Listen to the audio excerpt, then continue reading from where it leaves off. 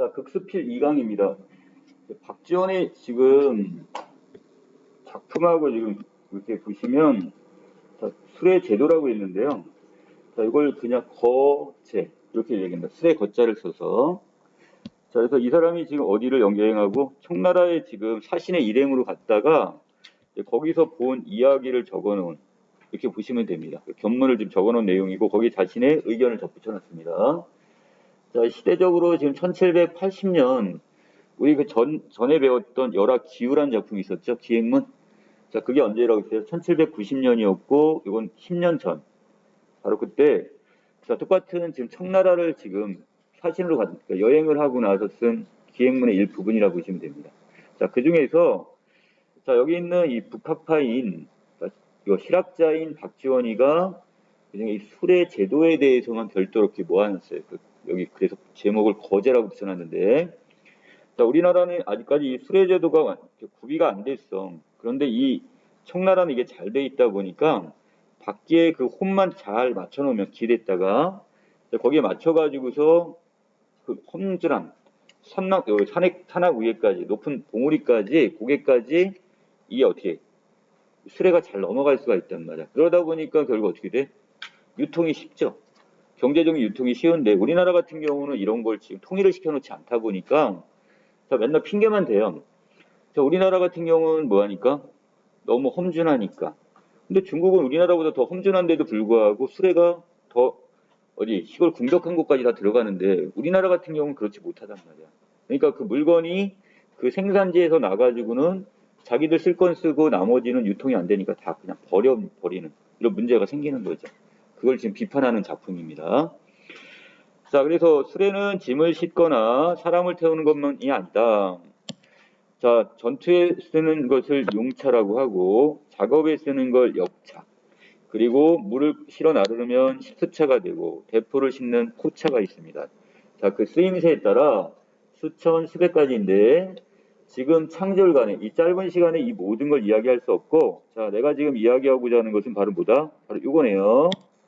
자, 사람이 타는 수레와 짐을 싣는 수레. 자, 이게 뭐와 관련이 있으니까? 민생, 백성의 생활과 관련이 있으니까 자, 요거에 대해서만 내가 따로 이렇게 이야기를 하겠다 이 뜻입니다.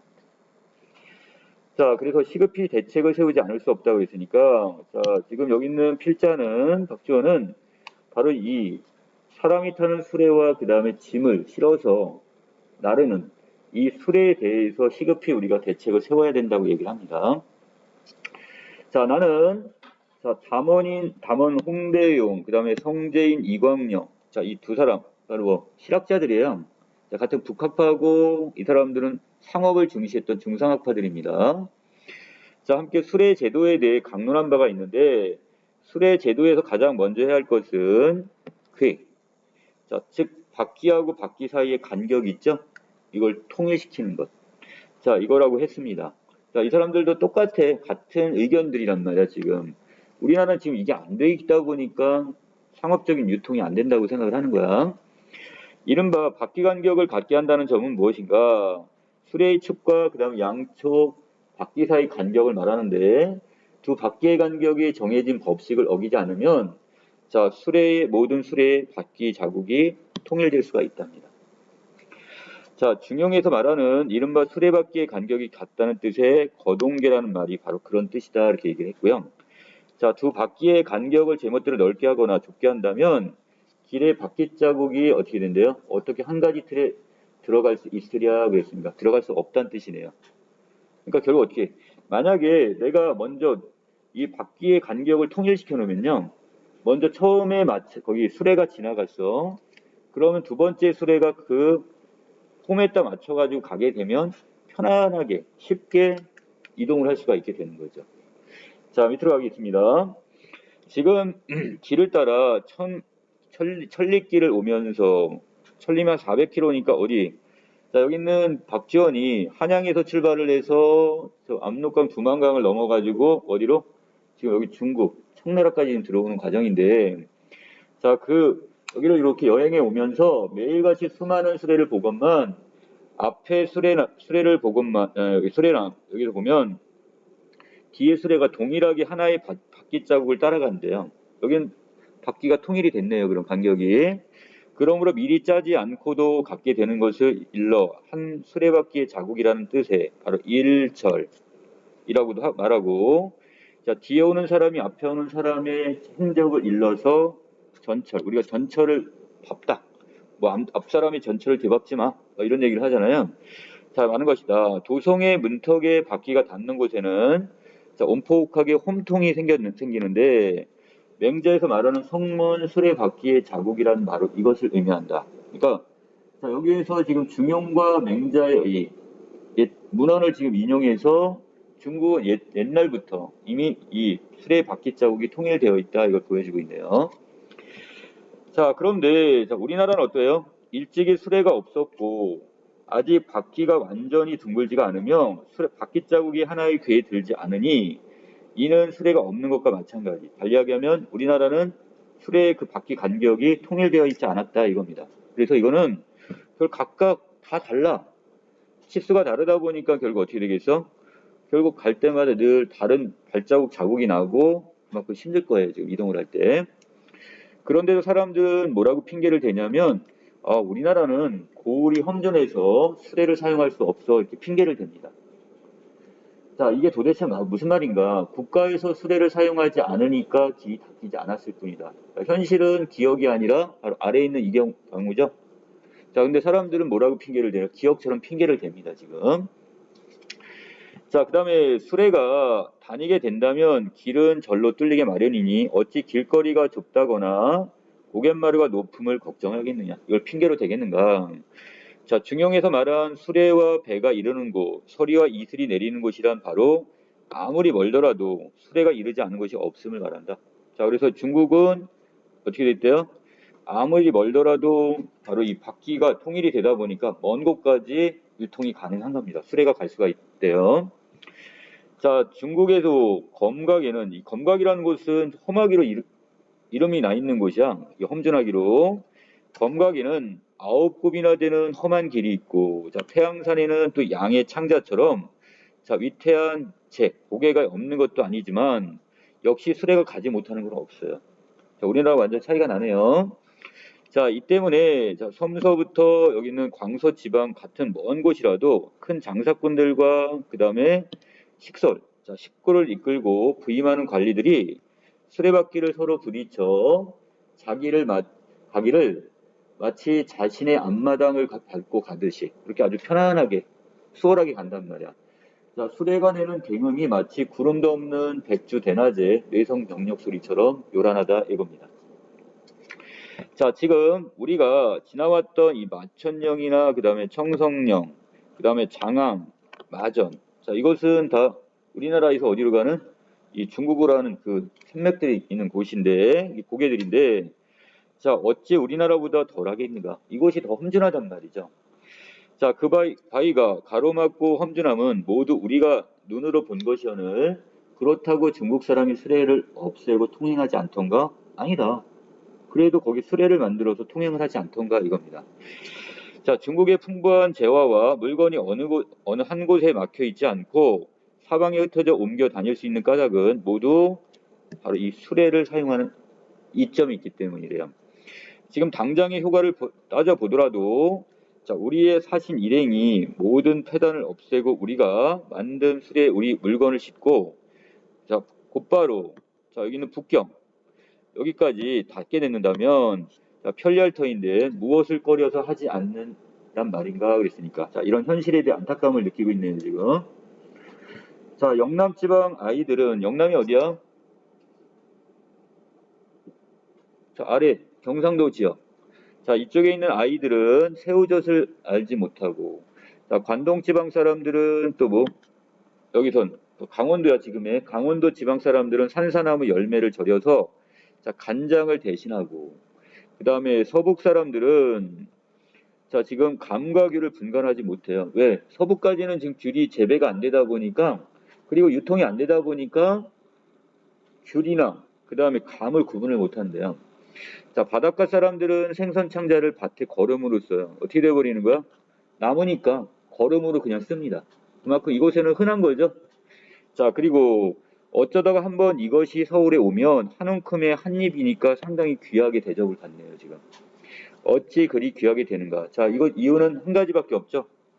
서로 재물의 유통이 되지 않다 보니까. 그 이유는 결국 수레 제도가 통일되지 않다 보니까. 이렇게 보시면 될 것 같아요. 자, 육지는 지방의 마포, 그 다음에 관서지방의 명주, 각각 그 지역에 바로 뭐가 되는 거야? 여러 가지 특산물들이 되겠죠. 자, 삼남지방의 닭종이나 자, 황해도의 해서지방의 솜과 새, 충남 내포의 소금과 생선, 이건 모두 민생 일용품들이래요. 백성들이 생활을 하며 사용되는 일용품들이란 말이야. 자, 그런데 또 충북이나 충북 청산 보은에 있는 그 대추나 황해도 황주 봉산의 어떤 수천굴의 이 배나 전남 남해 쪽에 있는 귤, 유자, 그 다음에 여기 한산 여러 곳에 있는 모시, 자, 그 다음에 이 관동 지방 부분에 있는 여러 가지 벌꿀. 자, 이것들은 모든 사람이 날마다 필요한 물건. 아까 얘기했던 이걸 뭐라고 했어? 인생의 일용품이 되는 거죠. 자, 서로 바꾸어 써서 도움을 주는 것이니 누가 싫다할 것인가?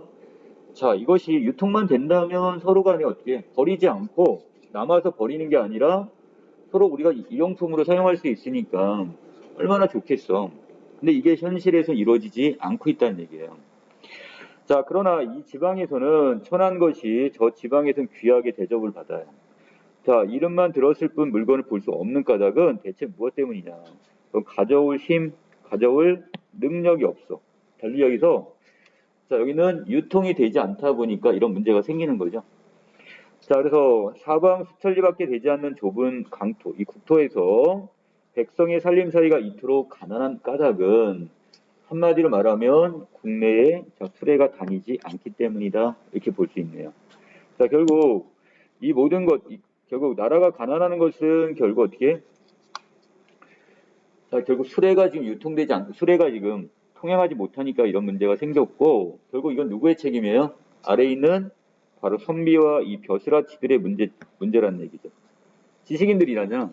이 지식인들이 어떻게 이걸 지금 나라에 건의를 하고 그럼으로써 어떻게 수레가 지금 통행할 수 있도록 유통될 수 있도록 이것을 지금 해야 되는데 이걸 지금 말로만 하지 실제 실천력이 없다는 거죠 지금. 이게 문제입니다.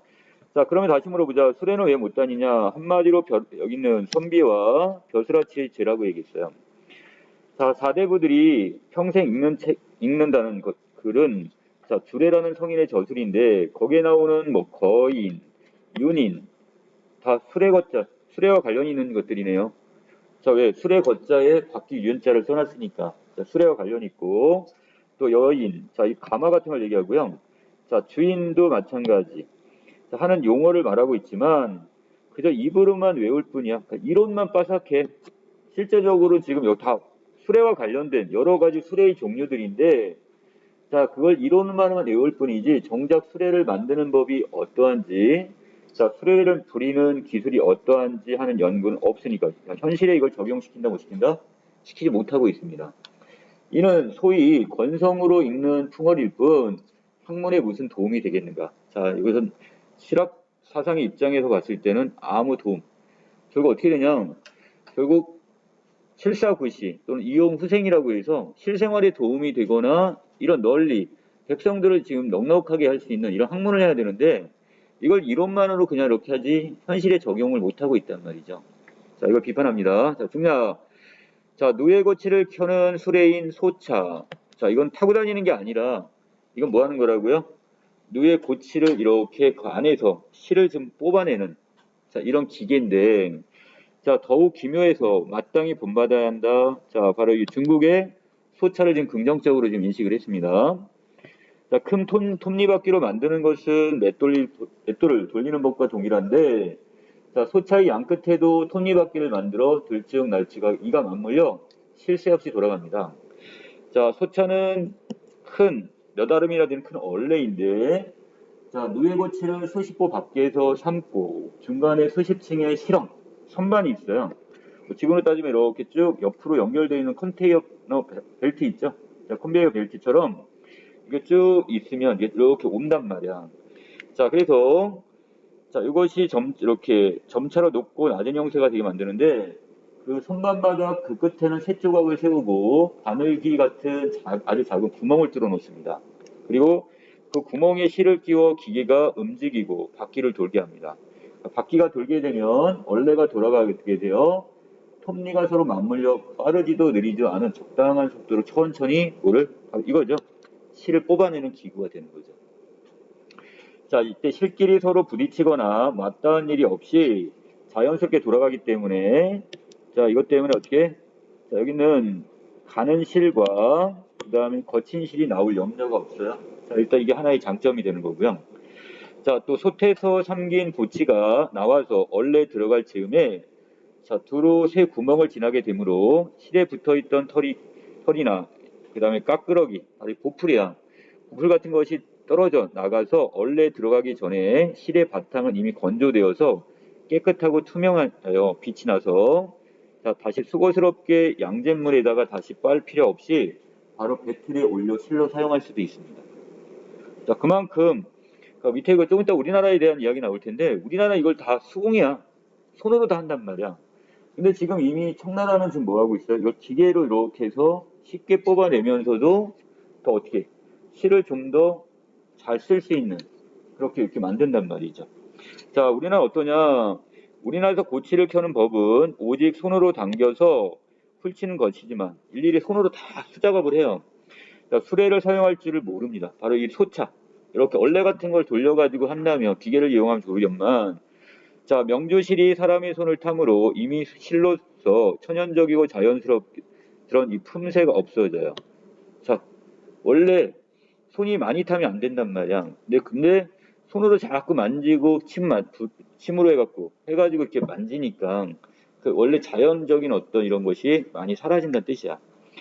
자, 실을 또 빼는 속도가 일정치 않아서 실끼리 부딪히거나 맞닿을 때면 실과 고치가 안정되지 못하고 제멋대로 날뛰고 함께 나아가 고치판에 쌓이기도 합니다. 자, 실끼리 서로 엉겨 실의 갈피가 없어지고 엉겨 붙고 말라 덩어리가 져서 실의 광택을 잃기도 합니다. 또 부스러기가 틀어맞고 알맹이가 뚫뚫 감겨 끊어지고 이어졌다 하여 실을 뽑는 사람이 이 거친 실을 골라내고 가는 것만 챙기다 보니 입과 손가락이 함께 고생을 해요. 맨날 침 발라가지고 이거 다시 이렇게 입이 꼬기도 하고 이렇게 하니까. 자, 결국 여기는 이 소차라는 이런 얼레만 하나 지금 만들었다면 아니면 이걸 도입해서 썼다면 자, 지금 되게 좀 편하고 그만큼 또 생산성도 되게 높네요, 지금. 근데 아직도 우리 나라에서는 우리 조선에서는 옛날 방식을 그대로 고집하다 보니까 자, 그만큼 여러 가지 실의 품질도 떨어지고 또 사람은 사람대로 고생을 하게 되는 거죠. 자, 그래서 이 부분은 지금 작가가 지금 약간 실학주의적 입장에서 지금 바로 효차의 어떤 이것을 우리가 어떻게 하자? 사용하자. 자, 이것을 지금 강조하는 부분이다 이렇게 보시면 될 것 같습니다. 자, 여기까지 내용 정리 마칩니다.